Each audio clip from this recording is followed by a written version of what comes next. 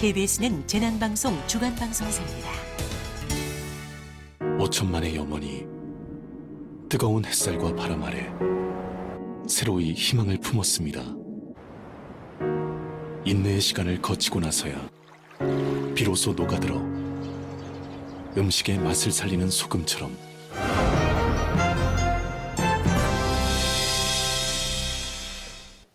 여러분 안녕하십니까? KBS 뉴스특보입니다. 정부가 주택시장 안정을 위한 수도권 주택 공급 계획을 잠시 뒤에 발표합니다. 여기서 제3기 신도시 입지가 공개되는데요. 그리고 신도시의 교통 문제를 해결할 광역 교통 개선 방안도 함께 제시가 됩니다. 자, 발표에 앞서 경제부 김나나 기자와 이야기 나눠보겠습니다. 안녕하십니까? 김 기자, 아무래도 이 3기 신도시 입지가 어디가 될 것인지가 가장 큰 관심 아니겠습니까? 네, 그렇습니다. 국토부는 지난 9월 21일에 수도권 주택 공급 확대 방안을 발표하면서 이 수도권의 330만 제곱미터 이상의 택지 4-5곳을 조성하겠다 이렇게 밝혔습니다. 이 가운데 한두 곳을 올해 안에 발표하겠다고 했는데 오늘 공개되는 부분이 바로 이 부분인데요. 예상보다 좀 빠른 발표인가요? 네, 올해 연말이면 발표하겠다고 했기 때문에 그렇게 빠르다고는 볼 수는 없을 것 같은데요. 김현미 국토부 장관이 직접 발표자로 나서고 박원순 서울시장을 비롯한 지자체장들도 참여할 것으로 전해지고 있습니다. 네. 이들 신도시에서 나오는 주택 물량은 20만 호로 2021년부터 공급이 되는 건데요. 이 가운데 한두 곳만 발표가 되기 때문에 얼마만큼의 인원을 수용할 건지는 지켜봐야 될 것 같습니다. 20만 호면 어느 정도 규모라고 볼 수 있겠습니까? 네, 20만 호면 330만 제곱미터를 기준으로 설명을 드리면 평촌 신도시가 511만 제곱미터라고 하고요. 위례 신도시가 677만 제곱미터라고 하니까 이게 절반 정도 크기가 됩니다. 네, 하지만 이 가운데 어느 정도의 양이 발표될지는 두고 봐야 될 것 같습니다. 네. 이번에 광역 교통 대책도 함께 발표가 된다고 하는데 구체적인 안이 좀 나온 게 있습니까? 네, 앞서서 이제 거론되는 지역들에 대한 궁금증도 상당한 것으로 전해지고 있는데 발표 일정조차도 상당히 은밀하게 진행이 되고 있어서 이 발표 나오는 곳들이 한두 곳이 될지 아니면 더 이상이 될지는 지켜봐야 될 것 같습니다. 네. 자, 그렇다면 네, 지금 발표가 시작될 것 같은데요. 예, 김현미 국토교통부 장관 자리에 앉아 있는 모습입니다. 자, 그러면 현장으로 화면 넘겨보도록 하겠습니다. 네. 자, 아무래도 이번 발표가 부동산 시장을 과열된 부동산 시장에 염두를 두고 한 건데 안녕하십니까. 지금 나와 있는 분들을 좀 살펴볼까? 일단 김현미 김현미 국토부 장관이 보이고요. 나와 있고요. 박원순 서울시장도 보이고 네. 또 이재명 경기지사도 보입니다. 예, 지자체장들도 함께 참여를 해서 이번 발표와 관련한 추가 대책들을 언급할 것으로 네, 예상됩니다. 아무래도 이제 다 밀접한 관계가 있다 보니까 유관해서 여러 가지 대책이 발표될 것으로 보이고요. 특히 이번 대책에는 교통망 등을 강조하면서 자족 기능도 강조하겠다 이렇게 얘기를 하고 있기 때문에 관련한 대책들도 포함이 될 것으로 보입니다. 2기 신도시 발표 때 부족한 점으로 지적이 됐던 부분이 이제 교통 부분이 상당했거든요. 이런 것들을 보완하려면 교통 기반 시설이 이미 갖춰진 것이 유력할 수 있다. 이런 분석도 나오고 있는 상황입니다. 사실 과거 교통망 같은 경우는 계획은 이전부터 나온 것들이 많이 있었잖아요. 네, 그렇습니다. 대책의 핵심은 광역급행철도 GTX 노선이 아닐까 싶은데요. 현재 GTX A 노선은 운정과 동탄을 오가는 노선은 민간투자사업심의위원회를 통과한 상태고요. 양주와 수원을 오가는 GTX C 노선은 예비 타당성 조사를 통과한 상태입니다. 네, 김현미 장관의 발표 직접 들어보겠습니다.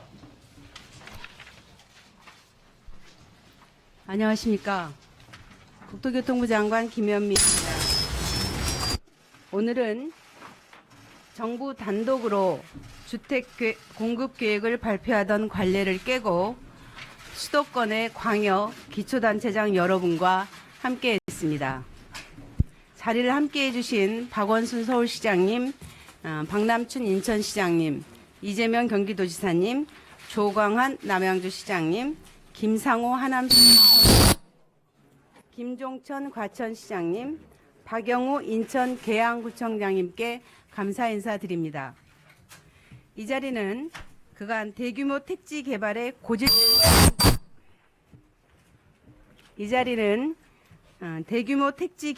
고질적인 문제로 제기되어 왔던 교통과 일자리, 육아, 문화, 인프라 등의 계획을 정부와 지자체가 입안 단계부터 함께 설계한 노력의 결과입니다. 사업 시행 단계에서도 지방자치단체와 지방공사의 참여율이 90%를 넘길 만큼 정부는 사업이 종료될 때까지 지역과 적극적으로 소통해서 지역 맞춤형 개발이 될 수 있도록 최선을 다하겠습니다. 정부는 지난 9월 13일 주택시장 안정을 위해 수도권 주택 30만 호 공급 계획을 발표하면서 수도권 주민들의 교통 편익을 높이기 위한 광역교통 개선 방안도 함께 마련할 것을 약속드렸습니다. 그럼 지금부터 2차 수도권 주택 공급 계획 및 수도권 광역교통망 개선 방안을 발표하겠습니다. 지난 9월 21일 3만 5천 호 공급 계획에 이어 지방자치단체와 충분한 협의를 거쳐 오늘 2차 공급 계획으로 41곳에 15만 5천 호의 입지를 확장했습니다. 그중 100만 제곱미터 이상의 대규모 택지는 남양주, 하남, 인천 계양, 과천 등 4곳에 12만 2천 호이며 중소규모는 37곳에 3만 3천 호입니다. 지역별로는 서울 1만 9천 호, 경기도 11만 9천 호, 인천시 1만 7천 호입니다. 다음은 신도시급 대규모 택지의 조성 방안에 대해 말씀드리겠습니다. 특징은 크게 4가지로 말씀드릴 수 있습니다. 첫째, 서울 도심권에 30분 내 접근이 가능한 도시입니다. 택지 4곳은 서울과 1기 신도시 사이로 서울과 연접하거나 매우 가까운 곳에 위치하고 있으며 GTX 등 광역교통망을 충분히 갖춰서 서울 도심까지 30분 내 출퇴근이 가능한 도시로 조성될 것입니다. 두 번째는 일자리를 만드는 도시입니다. 기존보다 도시 지원 시설 용지를 2배 이상 확보하여 자족 기능을 위한 벤처기업 시설과 소프트웨어 지능 시설, 도시형 공장 등을 유치하고 시세보다 훨씬 저렴한 임대료로 스타트업을 육성할 수 있도록 했습니다. 아이 키우기 좋은 도시는 모두의 꿈입니다. 유치원을 100% 국공립으로 설치하고 개발 이익을 도서관, 복합 커뮤니티센터 등 생활 SOC에 재투자하는 한편 기준 대비 1.5배 수준의 공원 녹지를 확보하고 간선 급행버스, BRT는 수소버스로 공급해서 미세먼지 걱정을 덜 수 있도록 하겠습니다. 이번 대규모 택지 조성의 4번째 특징은 지역과 함께 만드는 도시라는 말씀을 드리겠습니다. 지자체와 지방공사의 참여 아래 총괄 건축가와 함께 지역 맞춤형으로 개발하고 대토보상 활성화 등 원래 사시던 주민들이 다시 정착할 수 있는 방안도 적극 도입하겠습니다. 다음은 지구별 계략적인 개발 구상에 대해 설명드리겠습니다. 남양주 왕숙지구는 GTX B 노선의 신설역과 수석대교 건설로 서울 접근성을 높이겠습니다. 또 기업 유치를 위한 자족시설 용지는 GTX역을 중심으로 판교 제1 테크노밸리 면적의 2배 이상을 확보할 계획입니다. 하남 교산지구는 서울 도시철도 3호선 연장과 함께 서울 양평 고속도로 선 시공 등을 추진하고 판교 제1 테크노밸리 1.4배 이상의 자족 용지를 확보하겠습니다. 인천 계양 테크노밸리 지구는 인천 1호선 박촌역과 김포공항역 사이에 교차로에서 정지 없이 이동하는 신교통형 전용 BRT를 신설하고 가용 면적의 절반 정도를 자족 용지로 조성할 계획입니다. 마지막으로 과천지구는 과천대로 헌능로 연결도로 신설 등 도로망을 대폭 확충하고 과천 유래선이 확정될 경우에 노선을 연장하는 방안을 적극 검토하겠습니다. 사업 속도가 빠른 중소규모 택지도 다양한 방식으로 적극 추진하겠습니다. 오랫동안 방치된 공원 부지를 활용하여 미집행 부지의 70% 이상을 공원으로 조성하고 나머지 부지에 주택, 도로 등을 공급합니다.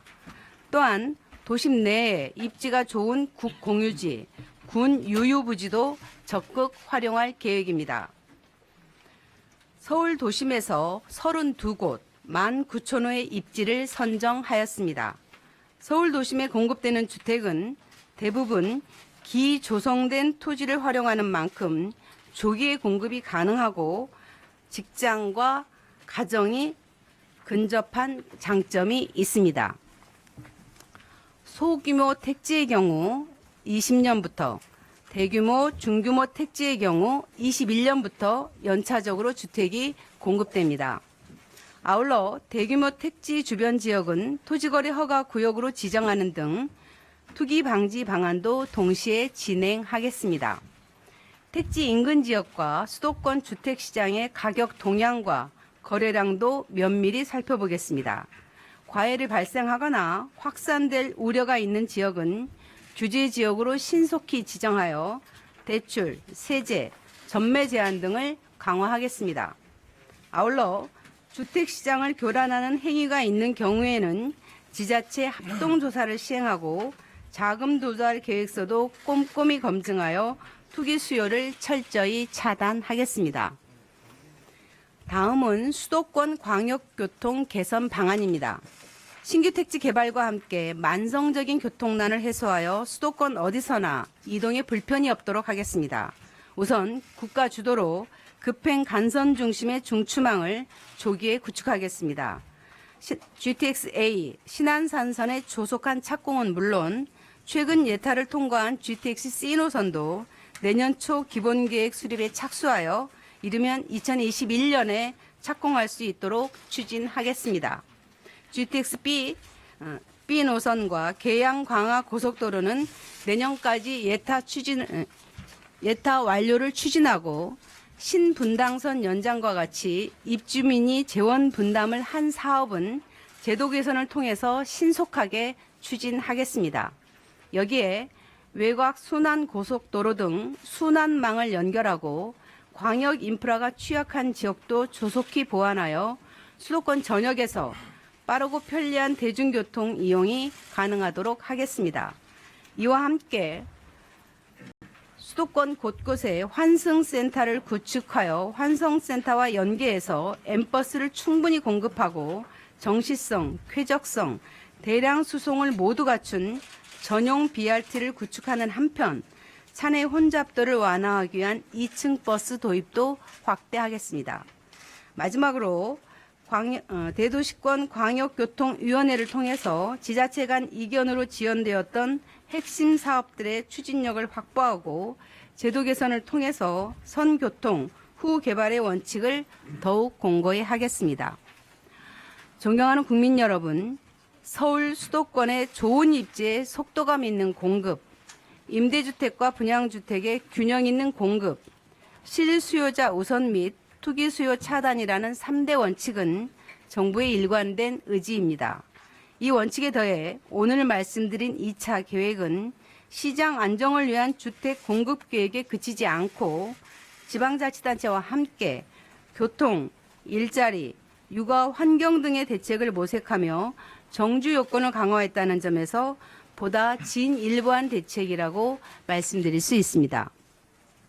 정부는 오늘 이 자리에 함께해 주신 광역, 기초단체장 여러분과 함께 후속 절차를 속도감 있게 마무리해서 수도권의 안정적인 주택 공급 기반이 조기에 마련되고 수도권 어디서나 이동에 불편이 없도록 교통 개선 방안을 이행할 것을 약속드립니다.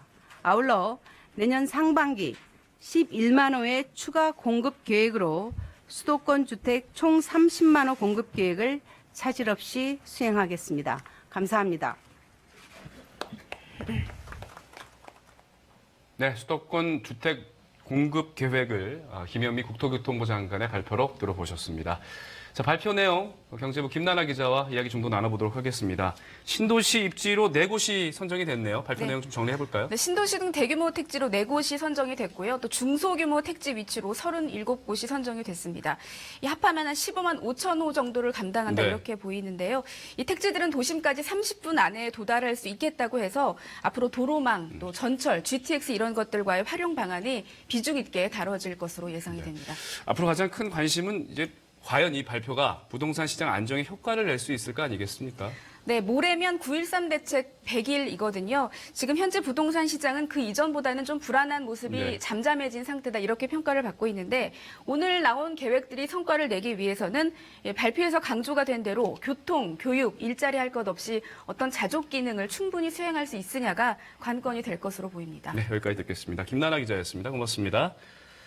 자, 수도권 주택 공급 계획 관련 뉴스 특보를 마치겠습니다. 더 자세한 내용은 이어지는 12시 뉴스를 통해서 전해드리도록 하겠습니다. 시청해주신 여러분 고맙습니다.